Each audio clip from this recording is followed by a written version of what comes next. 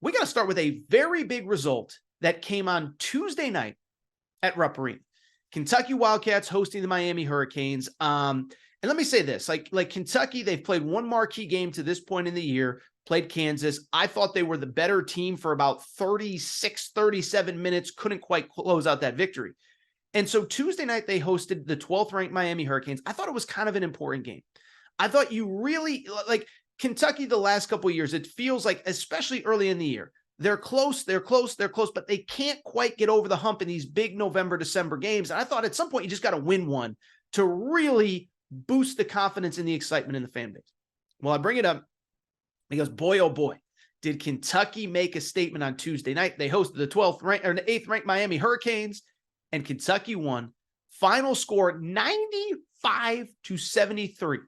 Incredibly, it was the second biggest win over a ranked team of the John Calipari era.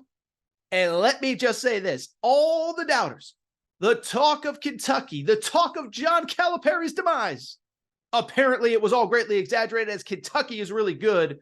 I think they're in that short conversation of best teams in college basketball. Not going to necessarily put them over Purdue or Arizona or whatever, but they are in that very, very, very short conversation, and this is a really good team.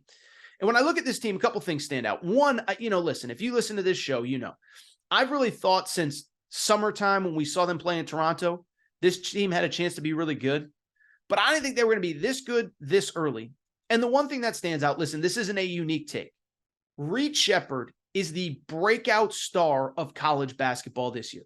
In a year where we were told, there's not a lot of great freshmen, and how good is the draft class? Listen, I'm not going to do the NBA draft stuff right now. I hate when we start talking NBA draft in November. Let these kids be kids. But Reed Sheppard as a college basketball player is unbelievable. Finished Tuesday night's game, again, against a ranked opponent, a team that went to the Final Four last year. Reed Sheppard finishes the game with 21 points on 5 made threes.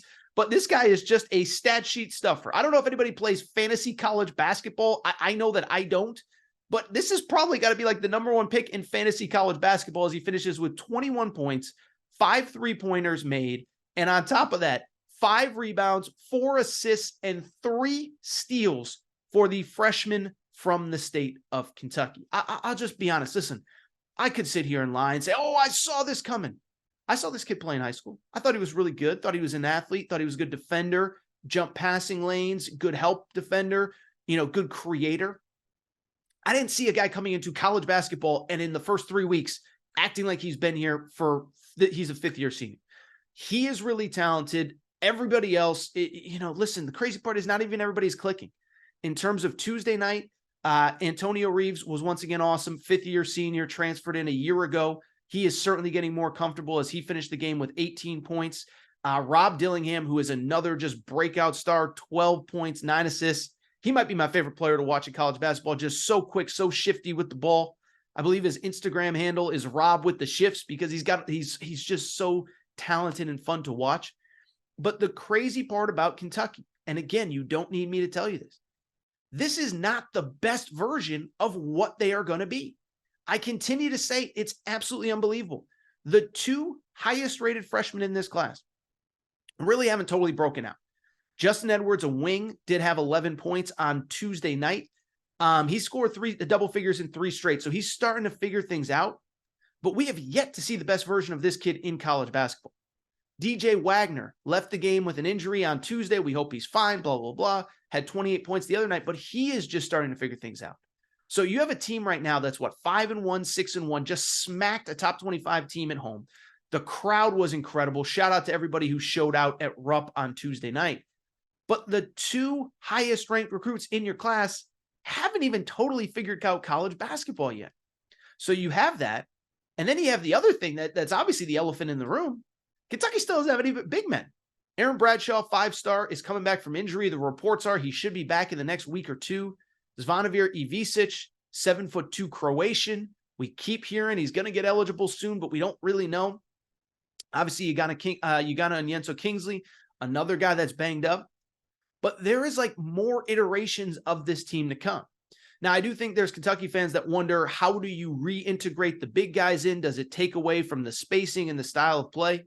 Listen, I think they'll figure it out. One, you do need big guys eventually to compete at the highest levels of college basketball, to compete in February, in March, into the NCAA tournament.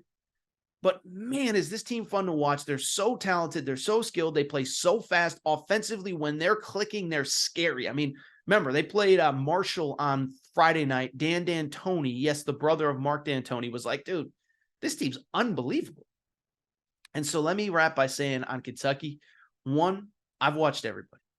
I don't know that they're just so different than Purdue. Arizona's super athletic, and they're a much more experienced team.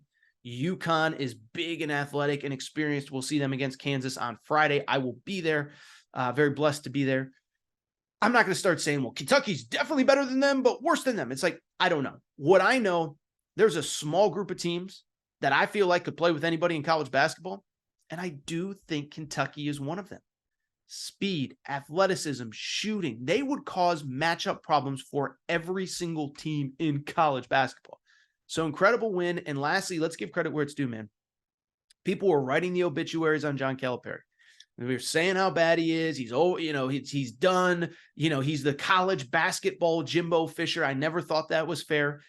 What I do think is obvious is two things. One, and I don't know if I've ever said this, but I think COVID probably hurt Kentucky more than anybody. And I think it was a 2-3 year process to get out of it, because Calipari obviously relying on the high school recruits, right? It's one of those situations where when you can't go on the road for basically 18 months, for a year and a half, and evaluate, it's really hard to figure out, okay, who's actually Kentucky good, who's not good, where are the like there were so many misevaluations in those 2020, 2021 classes. Jordan Hawkins, who's tearing up the NBA right now for UConn, was a fringe top 50 recruit.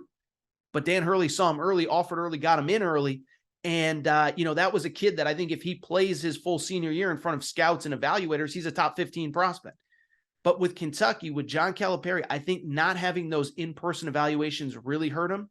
So then he goes to the portal, he brings in Oscar Tshiebwe, and you have to change up everything you do to accommodate a talent like Oscar Tshiebwe. So it took him a year or two, but they figured it out. He's back to the freshman. Last thing, let me say this, because I'm passionate about this. This proves my point that I said in the preseason. In the preseason, everyone's like, oh, you can't win with freshmen in college basketball in 2023. And I said, well, wait a second now. Alabama was the number 1 overall seed in the NCAA tournament last year. 4 of their top 6 scorers were freshmen. Duke last year made a deep run in the NCAA tournament. 4 of their top 5 scorers, I believe, 4 of the top 6 were freshmen. They didn't make a deep run in the tournament, but they won the ACC tournament. You can win in college basketball if your freshmen are good enough. Kentucky's are. Congrats to Wildcats fans. Your team is again awesome.